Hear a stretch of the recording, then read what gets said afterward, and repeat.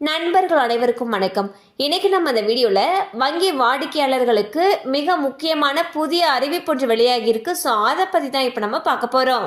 வங்கிகளின் அனைத்து விதமான கணக்குகளிலும் கணக்கின் முதன்மை உரிமையாளர் தனக்கு பின் கணக்கில் உள்ள பணம் யாருக்கு கிடைக்க வேண்டும் என்பதை முன்கூட்டியே பதிவு செய்ய வேண்டும். இதற்காக தனது கணக்கின் நாமினியை நியமிக்க வேண்டும். வங்கி கணக்குதாரர்கள் தங்கள் வாரிசுதாரர் பெயரை பதிவு செய்யாமல் இருக்கும் காரணத்தால் பல கணக்குகளில் குடும்பத்தினர் பணத்தை எடுக்க முடியாத நிலை உள்ளது.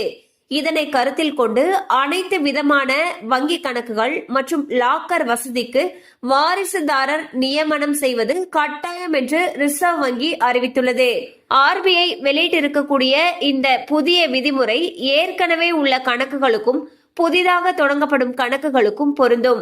இந்த விதியை பின்பற்றி நாமினிகள் நியமிக்கப்படுவதை வாடிக்கையாளர் சேவை குழு அல்லது இயக்குநர்கள் குழு தொடர்ந்து மதிப்பாய்வு செய்யும் என்றும் ரிசர்வ் வங்கி கூறியுள்ளது. வரும் மார்ச் 31 முதல் ஒவ்வொரு காலாண்டிலும் தக்ஷ் போர்ட்டல் மூலம் இது தொடர்பான அறிக்கையும் வழங்கப்படும்.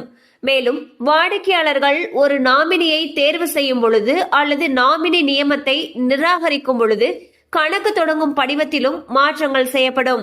இது தொடர்பாக மக்களுக்கு விழிப்புணர்வு ஏற்படுத்த வேண்டும் என்று அனைத்து வங்கிகளுக்கும் அனுப்பியுள்ள சுற்றறிக்கையில் ரிசர்வ் வங்கி கூறியுள்ளது.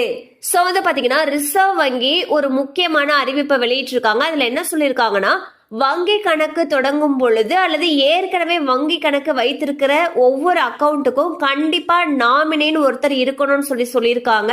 சோ அவ்வாறு செய்யும் பட்சத்தில் இந்த வாடிக்கையாளர் இறந்து விட்டாங்க அப்படிங்கிற பட்சத்துல அவங்க குடும்ப உறுப்பினர்களுக்கு அந்த பணம் எடுக்கிறதுக்கு ரொம்பவே வசதியாக இருக்கும்.